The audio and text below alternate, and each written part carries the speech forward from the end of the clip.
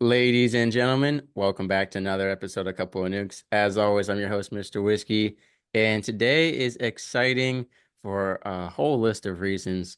One, there's nothing better for me, this is my personal opinion, but then when someone that you've podcasted with connects you with other people, I love connecting other people. I love forming those connections that can do amazing things, help amazing people. And so the great, wonderful Steve Wright, founder of the Managers Who Lead Facebook group, shameless plug. If you have not met him, he is such a great Mhm. guy. I know he's British. It's okay. We forgive him. But I hang out with him. I try to get with him once a week on his drop-in Tuesdays and what have you, but I live a busy life. But whenever I Mhm. do, it's amazing.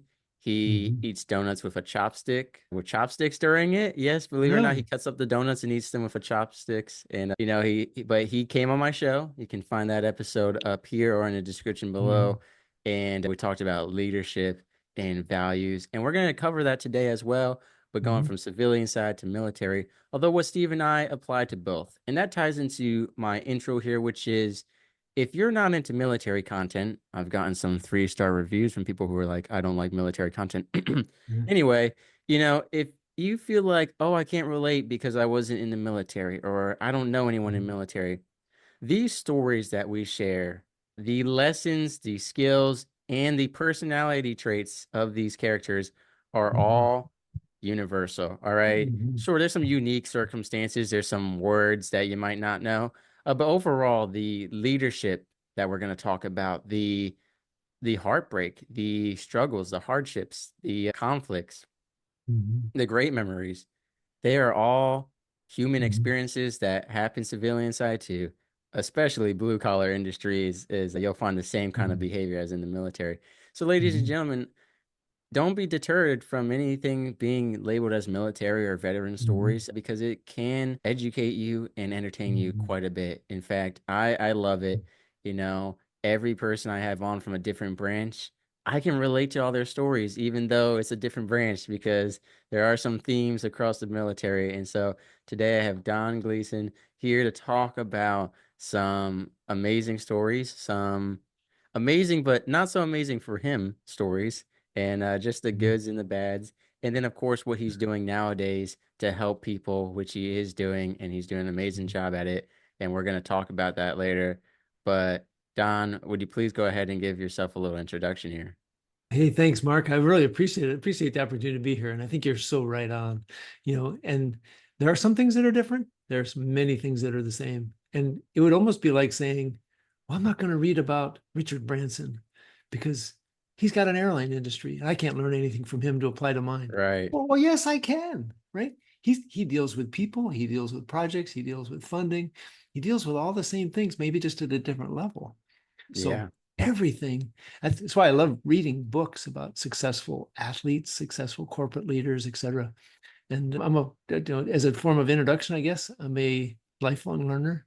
I was just on a podcast recording the last hour, doing two back to back today, and we talked about what was I like as a kid, and I started looking at that when I joined the service and 27 years later, and how I have changed and how I grew, right? Lifelong learning in every area of my life. I had to transform my diet, my workout routine. I had to transform my spiritual side, transform my leadership side. So I would say as an introduction, I'm that lifelong learner who was continually curious, wanted to improve and get better every day. Darren Hardy, compound effect. I wanted to learn and grow every day. And I just changed my life. And I'm excited. We'll hold on to what I'm doing now for later. But Yeah. I'm excited where I'm just going to say it, where God has taken me. I have been so blessed. And again, don't be offended because it's God. Maybe it's not God for you, right? But it is Yeah. for me.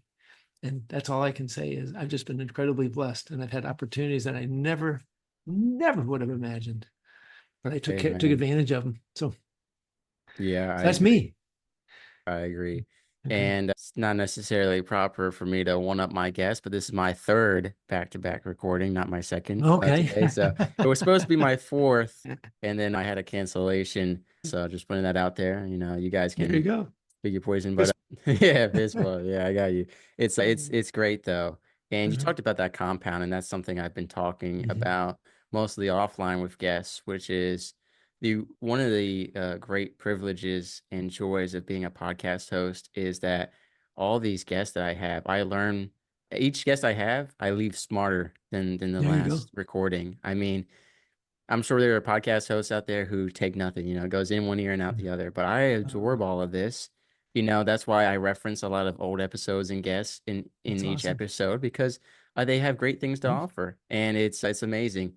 And Mhm. being a host is even better than just listening to all these podcasts because I get to ask personal questions or guide There the you go. questions, and sometimes the audience thinks, "Oh, this is for us." No, it's for me. No, that's not true at all. I like to ask questions that I For think both. everyone's thinking, or that I Mhm. really like to ask the questions that most people aren't thinking. For those few out there who are Mhm. wondering and don't want to leave y'all unsatisfied with that question.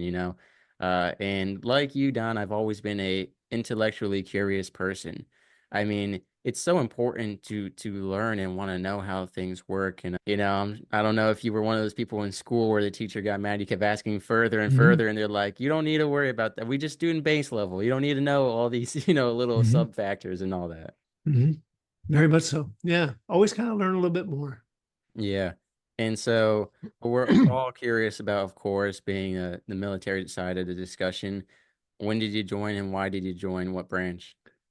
Yeah. When was September 1982, U.S. Air Force. Both of my older brothers, I was the youngest of three, they both were enlisted in the Air Force. I joined after college, so I went the officer route. I had no intent, none, to join the Air Force. It was not a lifelong dream. I didn't want to fly. I didn't want to, Right. didn't want to serve. I wanted to serve, but not in the military. Yeah. And I graduated in May of 1982 with a bachelor's in civil and environmental engineering. And less than 15% of my graduating class had a job after 4 months. Wow. So I was looking all through the spring. My wife every day would type like 10 letters to go with the resume that I had written, and we send them out. And by the time I graduated on the 5th of May, I had a stack of 454 rejection letters from companies. Wow. And and that it, it kind of bothered me, but then again, it was a recession. And I knew hiring was tough. And I took them Yeah. at their word, right? Most of them said, we're not hiring right now. We will keep your resume on file. I never heard from probably 99% of those. Yeah. So nobody ever called me back. But I looked for opportunities. I could go back to school. I was tired of school. I Yeah. wanted I I can wanted imagine. out. I had already done what 5 plus 12, 17 years plus kindergarten, 18 years of school. I was 23 and I said, I want some experience. I want to put something on some notches on my belt and get experience. And the Air Force gave me the opportunity and almost got kicked out on day 3 for weight. I lost an inch flying from Milwaukee to San Antonio, which meant my max went down. So instead of 4 pounds under, I was now at my maximum, actually 6 pounds under. I was at my max. Wow. And the flight commander called me in and explained how the what do they call it? How the cow chews the curd, and said tomorrow morning at 7:25, I'm picking you up in the morning and we're going to go weigh in. And if you are at or over, you're going home. And Wow. he said, you remember that line from A Few Good Men where Colonel Jessup says, "Am I clear?" That's exactly what my flight commander told me. Because I asked the question, I said, "How did I lose an inch?" He goes, "Fact is, you lost an inch. That's the way it is. Your new maximum is 230. Am I clear?" I was like, Yeah. "Yes, sir." And I walked back to my flight room where my flight partners were, my teammates, my flight mates, and I had to decide: was I going to try, or was this my path home? And I did not drink for the next 16 hours. I did not eat a thing for the next 16 hours. I went and ran 8 miles that night in the Texas heat, end of Yeah. September. I ran another mile and a half the next morning. I lost 8 pounds, all water weight, but I lost 8 pounds and I got to stay. And that was the beginning of a journey learning about myself and about personal growth and about accepting responsibility. Mm. And just like I said, from when I joined the service to when I retired 27 years later, totally different person. Yeah, So, for sure. yeah. And ladies and gentlemen, don't let Don's story discourage you if you know you got a bachelor's degree in civil engineering and all that. Mhm. Times are different, so Times are different. don't Hmm. if you're pursuing that or thinking about it, Yeah. don't hear that 15% and be Hmm. scared. That is Hmm. crazy though. You talk about all Hmm. those rejection letters. Just Hmm. insane to hear that number. It's Yeah. astonishing. The key in that, and I appreciate what you just said, I really do. But the key is I'm going to flip that around and say, even in an environment where there's only 15% have a job after 4 months, there is a job for you. You just got to find it. That's what I Yeah. did. I went out and I found it and I developed into it.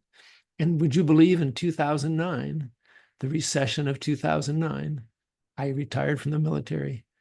Again, lots of people were not getting jobs. I faced it twice. And I got a job with Booz Allen Hamilton that I stayed in for 9 years because it was such a great fit. It can be done. You just got to work at it. Yeah, for sure. And ladies and gentlemen, shameless plug, but if you want to hear about a Marine and his story of 2009, Richard Walsh, amazing guest. Again, check There you that go. out. That's an awesome story. And in that episode, we shared some stories like we're going to do right here, some of the best parts of the Air Force and some of the not Some of the so worst. best. And you had 27 years worth. So you experience a lot of good, a lot of bad, a lot of Mhm. change too. You see a lot Mhm. of every day, every week, I get emails all the time from DFAS of just new policies, old Mhm. policies, changes, revamps. You see stuff on the news. Each command and division is different. You have leadership coming Mhm. in and out.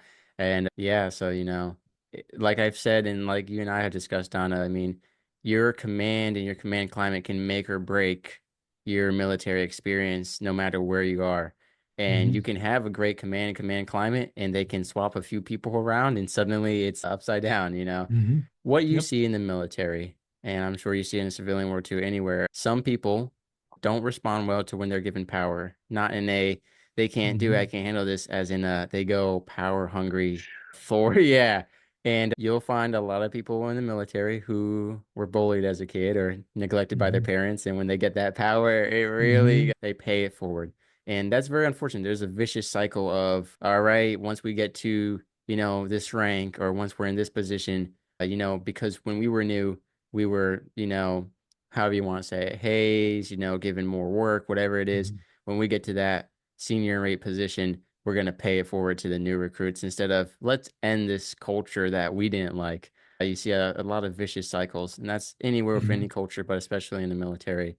So, Mhm. Don, as an officer, you automatically have, levels of leadership over enlisted sailors, and I guess they're not sailing Airmen. through the Airmen. sky, sailing through Yeah. the sky. Yeah, that's right. Airmen and Yeah. airwomen. So being an officer already gave you kind of some authority before you were even put in a position of leadership. But with that, and then on top of that, any leadership positions you were in, can you kind of tell us about, over the years, how your view on leadership changed because of your personal experience and your initial reaction to it? Yeah, when I joined the service, I didn't really understand what leadership was all about. Yeah, And most of and I us. had yeah, and I had to develop exactly, and I had to develop a leadership philosophy. And I started with a foundation of respect. I respect everybody. This is not about me putting anybody down, trying to be, because John Maxwell describes, bullies. They lift themselves up by pushing other people down. And this was Yeah. never about me pushing people down, making them look bad. This was about me growing and lifting up everybody around me, respect. Mm, So I started from that in a core value. I didn't understand core values back then, but that's where I started from. right. How do I treat people with respect? And then how do I help my team be better? Right? We're all in the same team. We just have different positions, right? Just because I was a squadron commander doesn't mean I was any better than the young airman. That Mm, young airman would go out and do some amazing things that I couldn't do. right. When I was a captain, I watched some of our equipment operators in Germany do some amazing things as we were doing rapid runway repair. And then we did this competition called the Rapid Runway Repair Olympics. And this guy could take an excavator with a, a drilling attachment and put it down in a hole about 4 feet And without hitting the cone, he could knock the golf ball off the cone. I can't even hardly Wow. see it. I could never do that. But these guys had that capability. So we together as a team could do amazing things if we all pulled together. So I brought that into my mindset of how do I resource them? How do I help them? Right. To do that, I have to build a relationship with them. I've got to know them and they got to know me. Yeah. So I've got to be willing to share my failures, share my concerns, right? I had a situation one time where I got to be wing commander for a day. I was a group commander at Offutt Air Force Base, You and did the wing, quotation marks for whoever is listening. yeah, yeah, the wing commander was gone. The vice wing commander was gone. The two ops group colonels were gone. So I was the next guy. So it happened to be our wing safety day. So I got to they were going to put me on this big lift, aircraft lift in front at a nose dock hangar. So several thousand people, and I was going to be talking to them about safety. Well, Wow. just ends up the Saturday before that, I went down to Kansas City. This was from Omaha, Nebraska to Kansas City. And I went down and spent the day with my sons, both in college. And I went down, I watched my one son bowl, then we went to the batting cage, and I ended up with the other son going to a football game. It was about 10:30 at night. I decided to drive back to Omaha. I hadn't been drinking, so I wasn't tired. I took a Mountain Dew, so I had a little bit of caffeine. Stopped, right on the Iowa-Nebraska border as I was coming up through there, and took a walk, and got my blood flowing, and I was awake. 15 miles up the road, I fell asleep, Wow. and I started driving off the road. And I'd gone from the right-hand lane over to the left-hand lane. I was going down into the ditch, and I woke up as I hit the rumble strip, and I was able to right my car and pull it up. Scared the living crap out of me. But I stood up there on that aircraft hoist and expressed how quickly you can do all the right things, and boom, a bad situation can happen. Yeah. You just got to be ready for it. Got to be anticipating. So that was just a great example of me trying to be open. I had people come up to me afterwards. I can't believe you shared that, because that's kind of an embarrassing story. I said, yeah, but if it helps one person, it was worth it. And people got to know me better. So there's just a number of things that I grew into in my leadership philosophy, but it started with respect, resourcing people, helping them be better, being open, developing relationships, getting to know them, what they wanted. I had one time I was given an Article 15, right? It's non-judicial punishment, Yeah. and for the gentleman for weight. And I just made a comment to him. I said, there's some things that you're going to have to work on. And he said, sir, he says, can I speak freely? I said, sure. He goes, I'm having a hard time taking advice from a guy who's so skinny. And I said, can I speak freely? And he goes, sure. And I said, I want to tell you my story. Go back to my day 3 of OTS, right? And Yeah. that had led to 20 plus years of changing my diet and my workout every year to keep my weight down. And we talked about it. And he goes, I never knew. I just assumed you were skinny all your life. I said, no, I fought my weight battle all my life. Well, we formed a bond in Yeah. that conversation. And I was able to talk to him periodically, and he would share some things he was doing, and he would ask questions, and I was able to help him. And then he shared some of that, what we were doing with others. And then I would help other people. So that formed a bond just by me being open, right? I could have said, look, Airman, this is just for you to do this job and to lose that weight. And I don't care. You can't speak freely. Just get out of my office. Yeah. But that wasn't me. My role of helping him required me to be open and honest. And I think that's exactly what you said in your intro, right?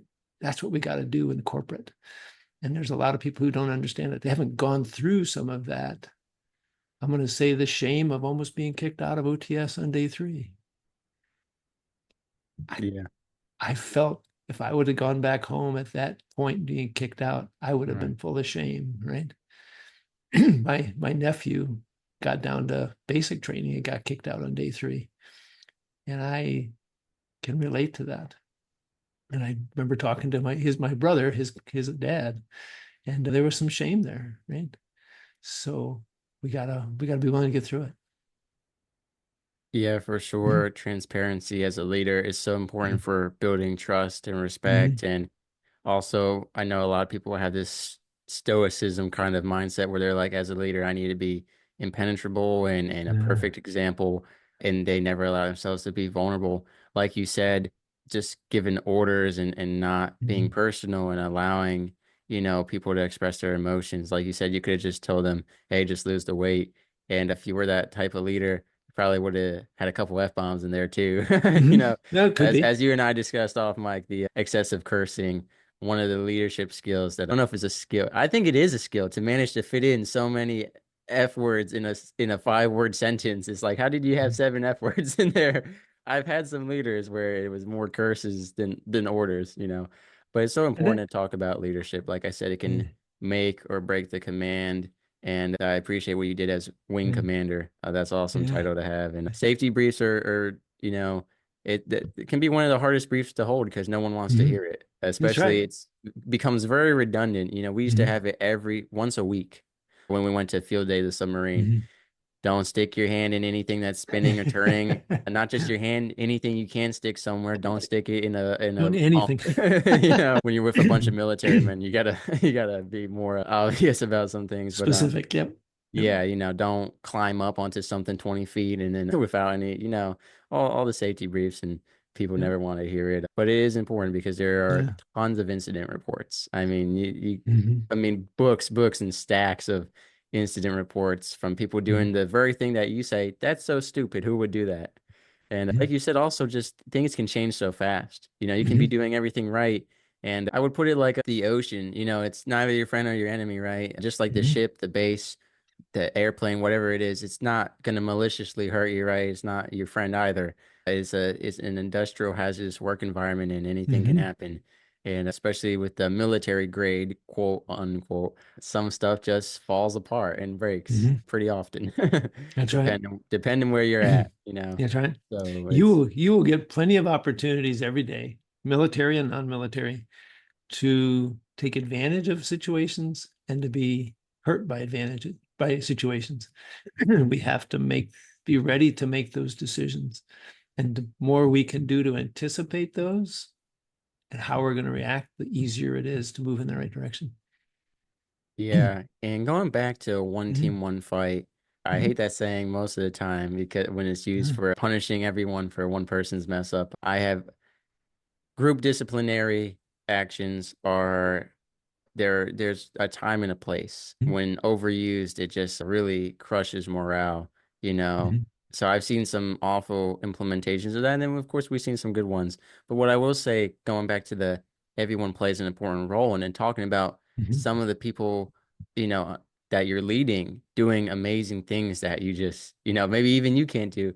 It's so important, like I've talked with you before, Don, and other people, is that the military in particular, one, like we said, gives you so many leadership positions that you Mhm. would never fathom of doing. Oh. You also get so many, I'll say almost random roles and responsibilities Mhm. and abilities that you didn't think would come with your job that your recruiter didn't tell you because they didn't even know half of this stuff exists because it's always changing. And That's you'll right. end up doing stuff that it's important to recognize that you never know what someone is capable of, especially when you're Mhm. working as a team and, just putting so Mhm. much on the rank.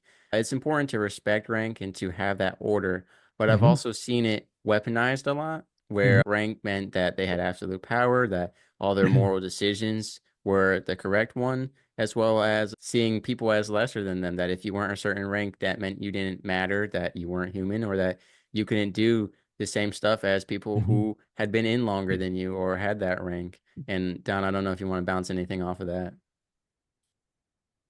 Ooh, it's probably a number of things that pop into my head. I think you're exactly right. As you said in your intro, sometimes people who weren't taught leadership, or maybe they're taught, more is caught than taught. Mm, So you go I like back to that. statistical studies. If you are in an abusive, if your parents are abusive, you will probably tend to become abusive. If you have a abusive spouse, you probably will continue to stay into a abusive spouse relationship. Yeah. If the leadership you saw, say from your parents or from an uncle or whoever, maybe a boss in your first job was abusive, you're going to think that that's the way leadership is. And you will carry that forward. And Mm. that's why I'm in this business of leadership training and coaching, is because we've got John Maxwell. Maxwell Leadership has a motto that says, everyone deserves to be led well. And that's so That's important. beautiful. We all deserve to have a leader that motivates us, that inspires us, that helps us be our best.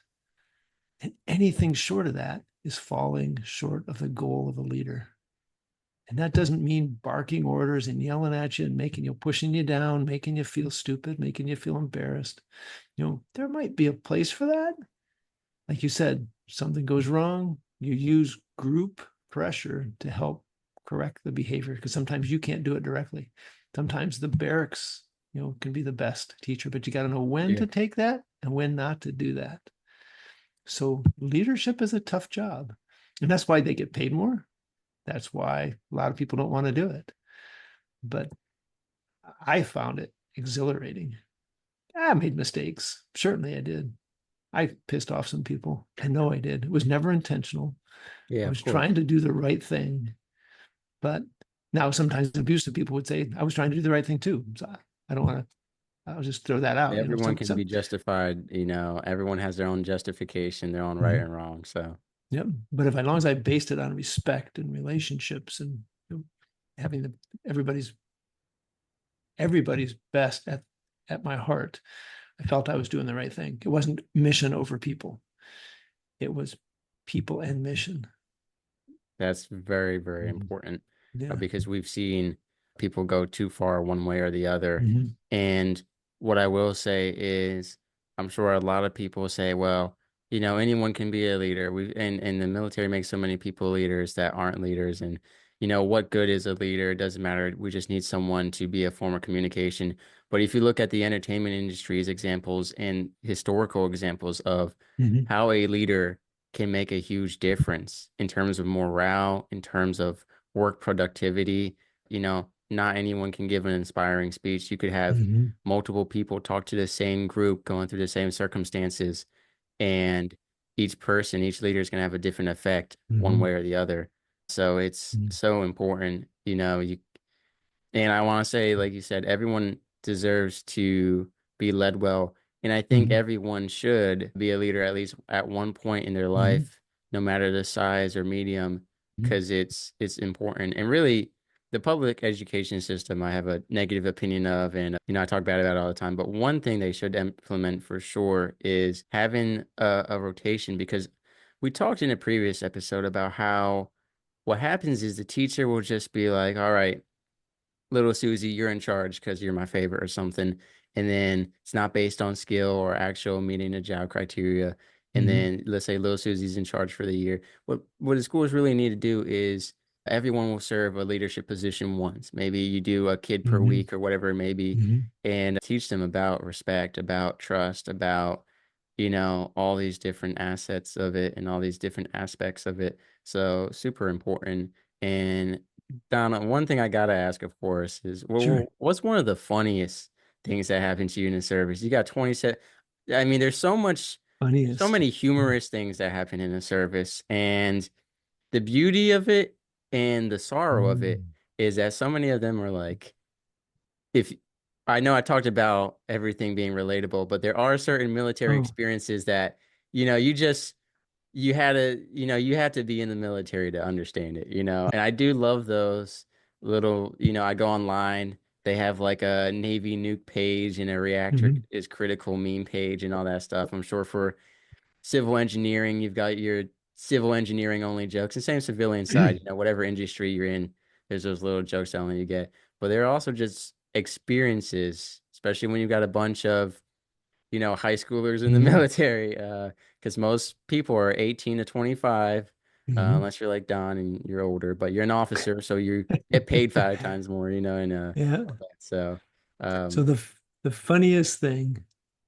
So my first base, K.I. Sawyer Air Force Base in the Upper Peninsula, Michigan, at 8:55 every morning on the local radio show, they would play Happy Trails. I can't remember the name of the singer, but happy trails to you until we meet again. So we were getting ready for a dining in, which is a formal, for those not familiar with the military, it's a formal dinner military only, no spouses. Mm. Dining out would be spouses. Dining in is military only.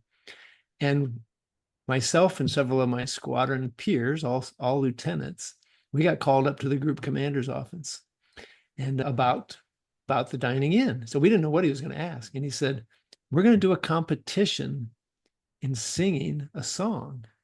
And I want you to sing Happy Trails. So get cowboy boots, get bandanas, get hats. You know, when we announce you, yeah, I love that hat. We're Yeah. going to call you up on stage and come on up and sing Happy Trails." So we wrote it out. We're practicing. We got the music. We met at my house an hour before the dining in. We're going through it. We're singing it. My wife is, Wow. judging us. So we're really taking this serious, right? We want to win this competition. So we're sitting there in the dining in, and the wing commander says, "Okay, it's time for our competition singing the Air Force song. And mission support group, you're up first." We looked at each other and said, "Air Force song? We're ready for Happy Trails." So we just said, "We're going to go with what we practiced."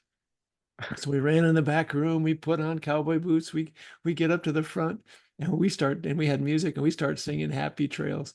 And people are booing at us, and they're throwing biscuits at us, and it set the tone of fun for the entire night. And we were in the club until 1 or 2 in the morning. And there's a whole bunch of stuff that goes with that. But it just set, and that's the group commander walked over to me later, and he goes, that could be, you could be really mad at me. He says, "But I knew you guys would be willing just to get up there and do what it took. And you set the tone. And this was one of the most fun and successful dining ins I've ever been at. So thank you." And Wow. I took that lesson with me. So it was a fun night. Could have been frustrating, but we just ran with it. And Mm. that developed a relationship with us and the group commander. Yeah. He was able to call down to us and ask us to do things. And we didn't think he was against us. He was for us. And I ended up becoming, when I got selected to captain, I got selected as a regular officer, which usually only the Air Force Academy and top 10% of ROTC or OTS get. I got selected for regular, which made a huge difference in my career because of those extra duties and that fun event. So, Wow. I think you mhm, cultivated a great lesson there, which is so many people would have been infuriated, embarrassed, could have been mhm, a really bad time. I don't know if you want to say, going with the flow in life mhm, sometimes and mhm, you know, I mean that such a funny story, but such a great lesson there mhm, because like you said, things just change like that. And I know plenty of people who would have been not having it. I mhm. know I won't give their names, but I have a list of people who would Yep. have Same taken that here. a very different way. I'm sure everyone listening, you're thinking right now, like so and so would not have liked that. But Don, you're a good man and your whole group there Mhm, went with it. And like, yeah, it's not all bad. And I think that's a great story. And so I know we talked about you've got all these lessons from over 27 years. And a mhm, lot of us want to know, Don, and by a lot of us, I mean specifically the active duty and the veterans who didn't stay in to do the full 20, right? mhm, Because at 20 is when the big benefits come in, right? mhm. Most people leave by then, yet you stayed in past that. So a lot of people are scratching their heads saying, now, why would he do that? Did he love it or something? So tell us about what kept you past that 20-year mark. Oh man, there's lots into that. I'm gonna couch it all by I was given opportunities in the Air Force that I would not have had outside of the Air Force. Right. Six months into my career, that first summer I came back to Madison, Wisconsin, where I grew up, and I met with several of the people. They were home, and we had a beer, and we started talking. And the things that I was already doing far and exceeded what most people in corporate were doing, right? They were still kind of following somebody, getting mentored, getting training. I was out leading teams. We were doing deployment exercises. I was leading groundwater investigation surveys. The stuff I was doing was just far and above. So immediately within 6 months, it was like, wow, I've been given opportunities here to do things that my counterparts wouldn't. And Yeah. that carried on. And my third assignment, when I got to Germany, I got to be in charge of the readiness section. So we were preparing the squadron. This second time I've already done that job, but the things we got to do there, just step out to learn rapid runway repair, go down and get SHAPE certified. SHAPE is the Supreme Headquarters Allied Forces Europe. So it's all of the militaries within Europe came together under SHAPE, under NATO, North Atlantic Treaty Organization, to be ready for the Russians coming through the Fulda Gap, right over the gap to attack Europe. And we had to be ready. So there was a standard, and we got to go down and train and then do that certification. So the thing that just goes on and on, the things I got to do at the 24-year point, just as I got to just before I pinned on Colonel, I got to go to Baghdad and lead the programming of projects, $12 billion worth of projects Wow. for the reconstruction of Iraq after Operation Iraqi Freedom. So we were working with, I had 400 people on my team.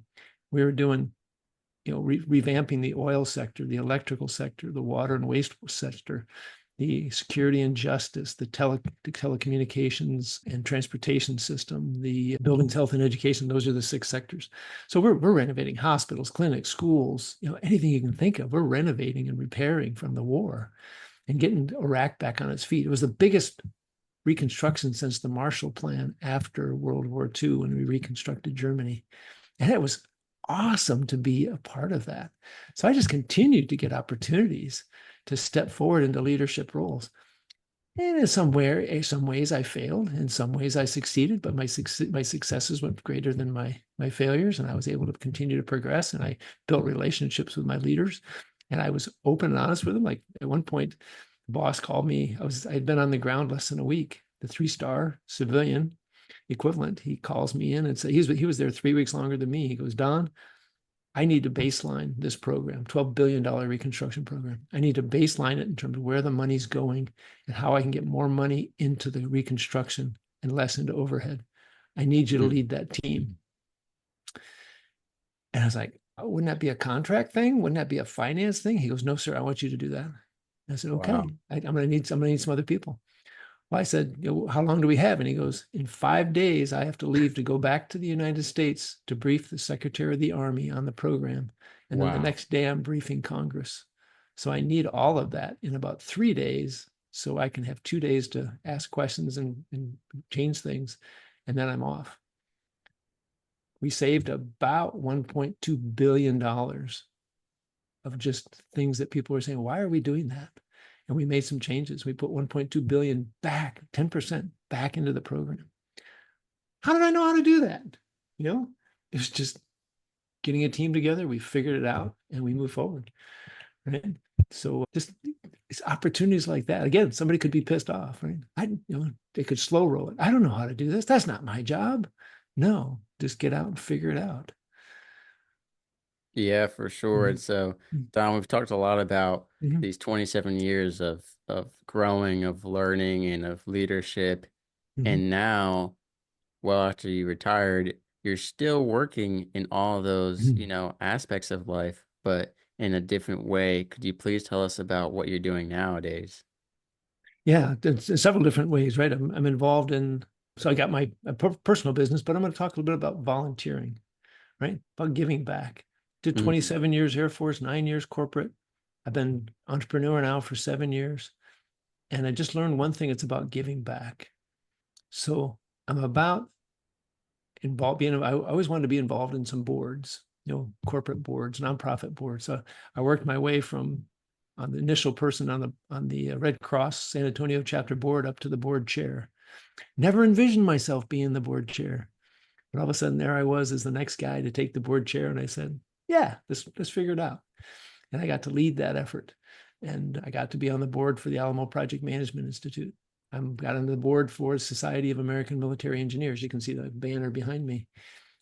So giving back and helping with SAME, I got to be director of the leadership lab for 4 years, helping leaders in organizations learn the right material, right lessons, the right foundation to be a strong leader in their organization. So making an impact. That's been my volunteer side, and that's been a lot of fun, seeing people grow and step into it.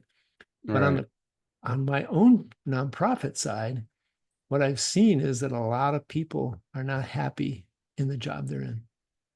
Correct. They talk about military. When they get out of the service, 45% leave that first job within 12 months, 65% within 24 months. That's huge. So more than half are not Yeah. happy the first job they get and they leave.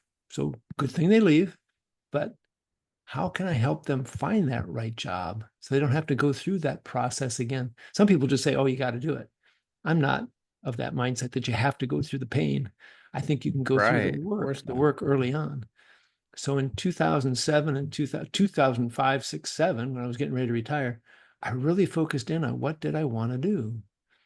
And I went all the way back through my life from the fifth grade, the first Earth Day. I wanted to be an environmental engineer. I wanted to clean America's waters. I got my bachelor's degree in that. I got to do some really neat things in the military doing that. And I wanted to go back and do that again. So Booz Allen, as a consultant, allowed me to do that. And so I found the right company that would let me have the right role, had the right leadership. I got to interview them. It had the right culture. They're 35% military, ex-military, retired military, separated military, however you want to say that, right? Military veterans.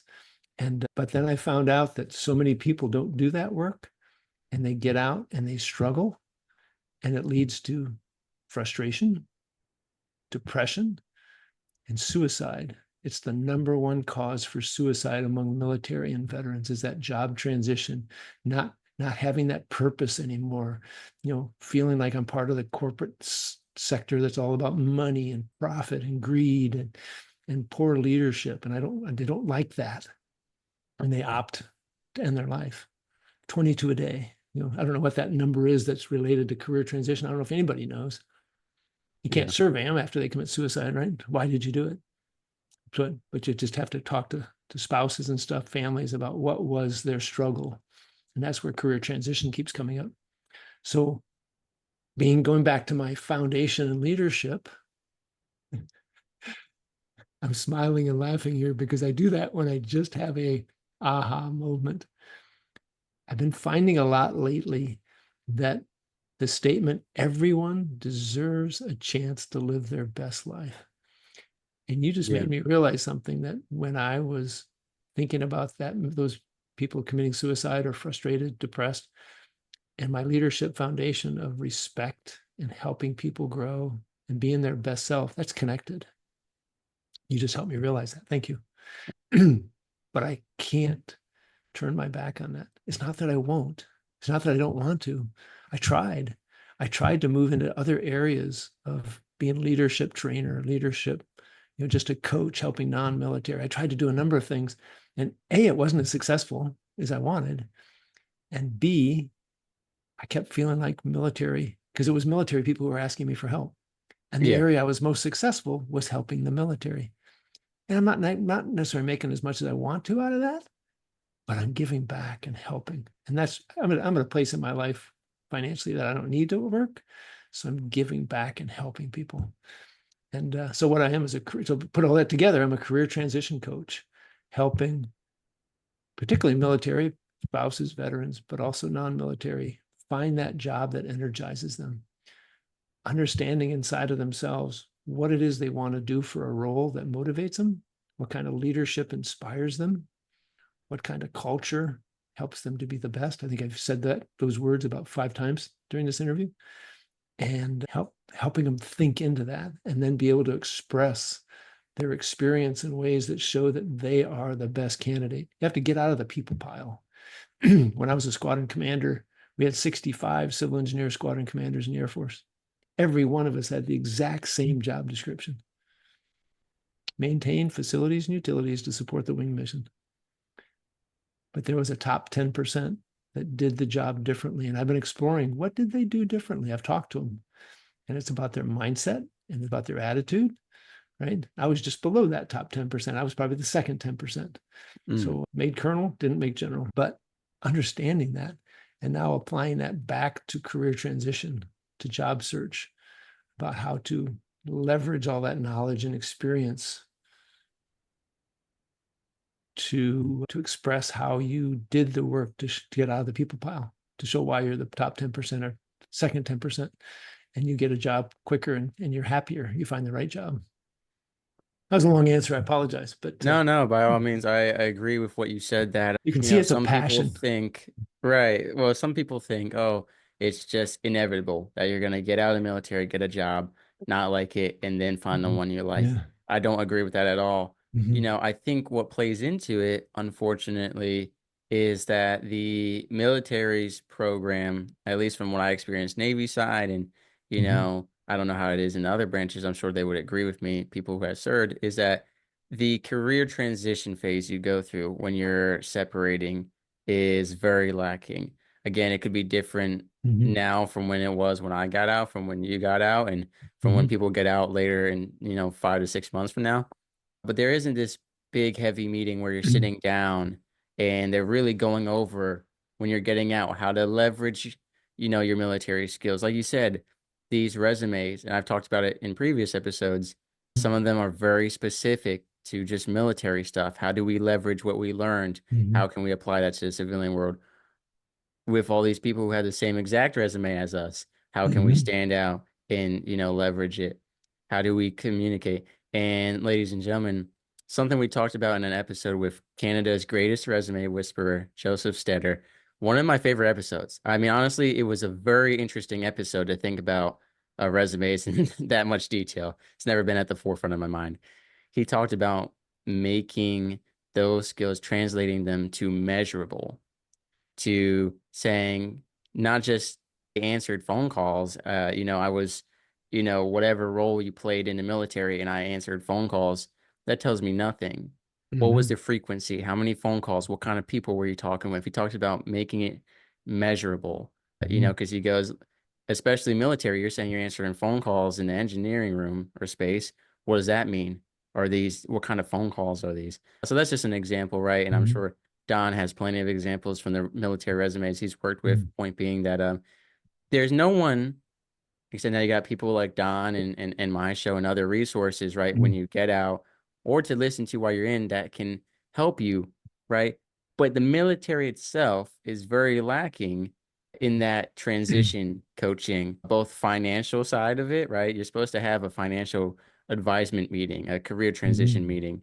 But the thing is, no one cares about your separation as much as you, number Mhm. one. The people assigned to this have 100 other jobs in the military, right? This is not a dedicated career coach or financial expert. This is the command finance guy or gal who is also doing their job, doing this job, doing that job. And that's not to say you're not important, right? Mhm. Uh, Balancing the mission and people, and then Mhm. there's a lot of people separating, right? So this one financial expert's got like 50 people separating in a month, and he's just checking to make sure you meet the basic requirements to get out because his number one priority is can he get you out, right? If Mhm. they're making sure you're financially stable, right? It's not making sure you're rich. It's making sure you meet the requirement to leave. So it's important to think about that and realize that. Mhm. And if you're active Mhm. duty, right, a lot of us, no matter how long you stay in the military, we all think about the day we get out, whether it's 20 years from now or a few years from now, we all have that thought of one day I'm going to leave all of this Mhm. and what's going to happen then. And our main thought is we're leaving. It's not I'm going to do this. I know so many people in the military. I don't care what I do. I'll go work at McDonald's as a cashier. I'll go, you know, bus tables. I'll go work blue collar. Doesn't matter as long as it's not the Mhm. military. And understandable, right? So I Mhm. think a lot of people get this mindset of it doesn't matter as long as it's not here. But then I mean, you shared those statistics. I was part of that. Mhm. I know plenty of people who are a part of that who quit their first job within 6 months or 12 months, So I think Mhm. it's really important if you're active duty to start thinking about that stuff. Mhm. And Don, I mean, tell us about your transition. I know, I mean, like 27 years. I know you, and you said like you were thinking about what you really wanted to do in life, which I think people lose that. I think you're a great example of Mhm. someone who kept that or Mhm. rediscovered it, but a lot of people lose what they want to do prior to the service during their time in the service, Mhm. whether their dream was unrealistic or they just think that because they were in the military, they have to do blue collar, they have to do something Mhm. military, or that they have to do something related to Mhm. their skills in the military. Don, tell us a little bit about that Mhm. reality. Yeah, I think you're spot on. I think each of us have I'm sorry, I'm laughing again. I was in a networking meeting this morning and the speaker talked about the number one networking question she loves to ask questions, people to share when they're meeting each other is Right. what is your dream? And I'm convinced that everybody has a dream. Everybody has something they want to be as a kid. And for some reason, one or another, it changes. For me, it just happened to be that from fifth grade, the first Earth Day, I wanted to work in the environmental area. I was really good at math and science. In seventh grade, I was doing eighth grade math, right? Eighth grade, I was doing ninth grade math. So I was always good at math, always good at science. So it just fit. I had that passion for environmental. So I carried it all the way through to my bachelor's degree, loved what I was doing there, and got the opportunity to do some neat things in the Air Force. So carried it with. And I always regretted in some respects being a commander because I didn't get to do the environmental stuff that as long as I wanted. But Yeah. but I learned that next skill, which is leadership and leading teams. So my transition, you said something important. We're all going to get out of the service, right? Just like on the civilian side, we're all going to retire at some point. So don't come to that retirement on the last day and say, huh, now what do I do? Right? Same Right. way within the military, whether you separate at 4 years, 8 years, 12 years, 25, 40 years, right? At some point, you're going to get out. Don't let it be, huh, what am I going to do now? Leads to a dark path sometimes. Yeah, be thinking. So in December of 2005, the executive TAP program came to Omaha. I was still 3 years away from retiring, and I went through it. And it was really good. It got me thinking about certain things. But I took that course again in July of 2008, almost what, 2.5 years later. Now a year out from separate from retiring. And that really impacted me because now I'm getting close, right? I'm getting really serious. And I had an office upstairs in my townhouse out in not Springfield, Virginia, but can't even think of the name of the city, Alexandria. Had an office, and I would go up there, for an hour every night, and I'd go up there on Saturday mornings, and I would go to military.com, and I would read about interviewing and dressing for success and writing a resume and finding what you wanted to do. I'd be going through all those different articles and saving them and reading them and creating an action plan of what I needed to do. So I went through TAP. It just gave me the next level. If you go into TAP without doing any of that beforehand, there's so much stuff you're going to feel like they're not hitting the right stuff for you because you're not mentally ready Yeah. for it, I think, because you haven't been thinking about it. But I had been thinking about it for several years. So I already knew what kind of job I wanted. I was already active in this SAME, Society of American Military Engineers, we talked earlier. I had been talking to different companies. I'd been understanding what they do. I've been learning about their companies, learning about their culture, learning about the jobs they were doing. So I was already planning. I was that much farther ahead when I actually retired in 2009 than a lot of my peers who hadn't worked with SAME, didn't understand the outside, hadn't been thinking into what they wanted to do. And now it was like, bah, I'm going to retire in 2 months. What do I do? Right. And now it's right in the face where I already had a plan. So the best advice I can give people is start early, be anticipating. At some point, I'm going to go backwards. At some point, we're probably going to find a partner in life and get married. Just the averages, right? So be planning on what kind of partner you want. What do they look like? How do they act? What's important to them? What kind of activities? Be thinking about those things. Why do so many people get divorced? Because they find somebody who looks pretty. I'll say it from a guy's perspective, looks pretty. You want to go out with them. They're good at arm candy. But then you find out if you get married, maybe the sex is good. I'll leave that alone, right? But all of a sudden you find out that after a while that you don't have anything in common. You don't get along. So you separate, you get divorced, right? Yeah. If they would have thought about what they wanted in a partner, they could have avoided that. I did that as well. I wanted somebody who loved the outdoors, who loved to go camping, she loves bird watching. I learned to bird watch, right? It's all part of my nature perspective. We get along. We were both kind of flexible. We went to Europe for 7 years. I got somebody who enjoyed traveling, Mm, right? So we fit. We've been married 42 years. So plan on what kind of spouse you want. Plan on what kind of retirement you want, right? Plan on that next job. I'm just a planner. Not everybody's a planner by personality, but in yeah. some respects, you got to be thinking about that. So if you don't, you're going to hit that wall. So I guess the answer to your question is I did that work up front. And I think too often, as I said earlier, they realize, I think it was in this interview, the first thing they say is, "Oh, I need a job." And they open up the newspaper or they open up the internet. What can I do? I think I'll apply for that one. No, they don't know anything about the company, don't know anything about the role, don't know anything about the leadership, don't know anything about the Right. culture. And they think that that's the job they want. And they might get it, and it doesn't work. You got to do the research to figure it out. Is that a job I want to work for? Is that a company I want to work for? Is that a job I want to do? Is that, what kind of leaders do I want? Walk in and you see I love this statement I heard from, I listened to him on a podcast. Now I can't think of his name.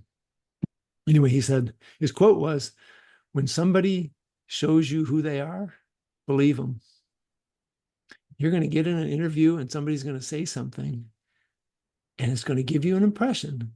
And then you may ask them, "Hey, tell me a little bit more about what you just said." "Oh, I misspoke." So you dismiss it. Well, they spoke honest when they spoke it. I had a partner in my nonprofit. He showed me it multiple times who he was. And then I challenged him, he would deny it.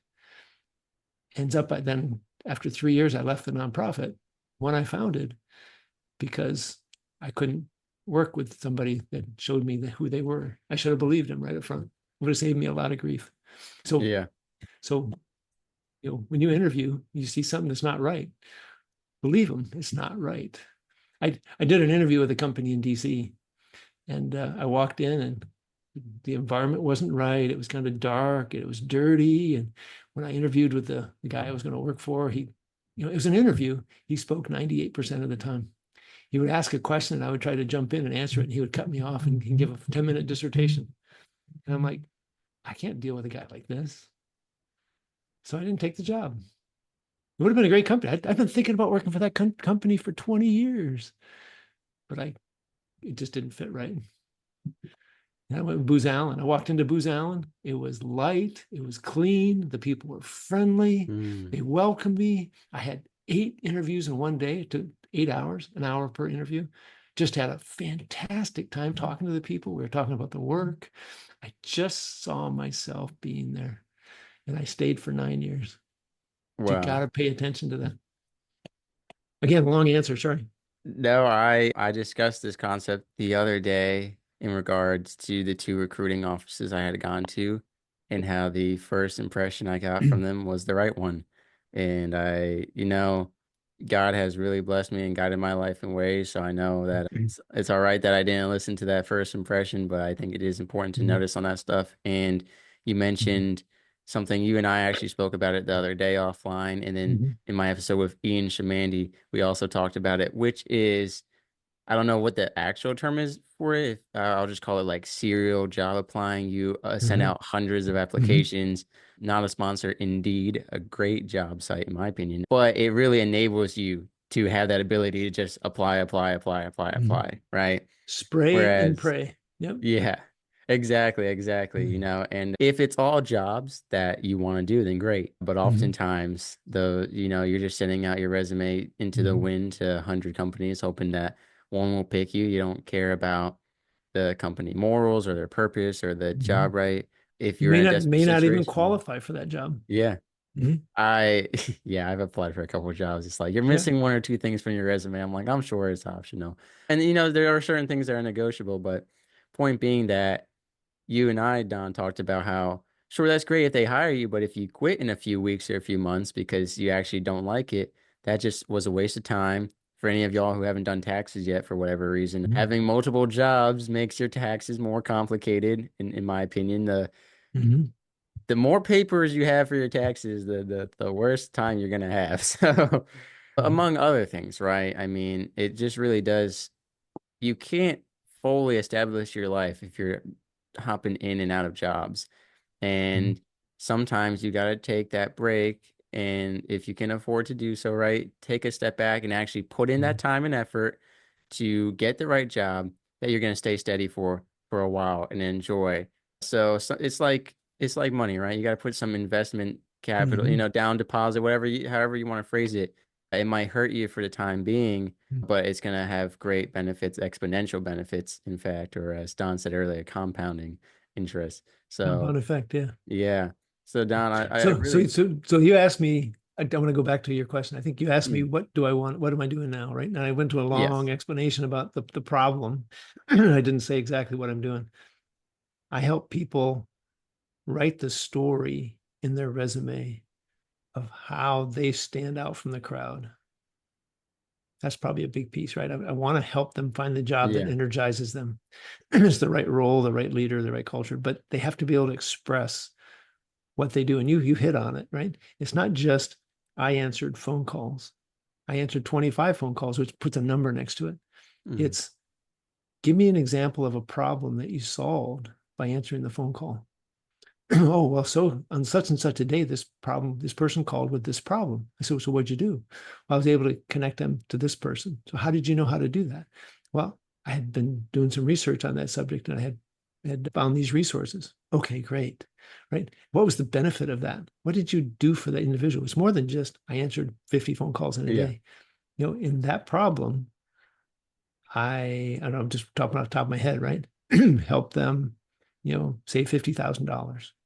What I don't know what it would be. So, I'll go back to an example. When I was a squadron commander, I got to Great Falls, Montana, and my deployment team deployed. So 50 of my men and women deployed to Southwest Asia for 4 months, I think it was. So at Thanksgiving, we got together with the spouses and families of the deployed for Thanksgiving dinner the Sunday before Thanksgiving. Well, the night before, the cold front came through, the temperature dropped below zero, it was windy. And I was talking to this one spouse, and something in her eye told me that something wasn't right. And I said, ma'am, are you okay? Yeah, yeah, I'm fine. I'm fine. And one thing about military, they don't tell you. Their spouses, they take out Right. that. We're not going to tell you that there's any problem. So I said, are you sure? Something tells me that you have something that I can help you with. No, no, I'm fine. You don't need to do anything for me, sir. I'm good. I'm good. So I sent my wife over to talk to her, sent my first sergeant over to talk to her. I sent my chief master sergeant over to talk to her. She got the same answers. And after dinner, I was standing at the dessert table because I love desserts. I was getting a piece of pumpkin pie. And I heard her Nice. talking that when her husband left, it was in the 90s, upper 80s, 90s, and they had window air conditioning units in because we didn't have central air. And the night before, when that wind came through, the cold freezing was coming right through the windows, through the air conditioners, because they were still there. The heat went out. So the day it was like 45, 50 degrees in the house. The kids were all sick. She didn't get any sleep. I turned around and said, now I can help you. And it wasn't just that I, you know, took care of, I could say during the 120-day deployment of 45 of my people, I took care of the organization, took care of the spouses. What I could write was had a specific spouse who had no longer any heat. The kids were sick. The windows, I formed a team, which I did. The first sergeant, the chief, a couple other guys, we went over and we took out so here I am standing there later on taking these window air conditioners out. I'd only been on the ground as a commander for about 4 months. And people were like, sir, you don't have to do that. I can do that. I was like, no, I want to do this. This is the thing I Yeah. love is helping people, right? So I'm taking those things out, and I called up to the heat shop and got them out there. We got the heat going again in the house, and it was running good before we left. I called the medical commander who lived across the street from me. I said, ma'am, can you help me tomorrow? Can you help me get these kids in and get some medicine? And I'm sure they don't have appointments. I said, yeah, well, we'll take care of that. And so I got a reputation for helping people, but it's all those things that I did to take care of that family is is what typifies me as the commander. It wasn't just Don was there leading, 339 Right. people, maintaining the facilities and utilities. There was specific challenges, and I could go through story after story of that two Right. years. And that's the kind of stuff that goes into the resume. And people don't think about it that way, Yeah. because we teach them in the military, there's no I in team. Mm, right? It's not about you, it's about the team. But there is things that you were a part of or you led that made a difference. We got to pull those stories out and get them into the resume.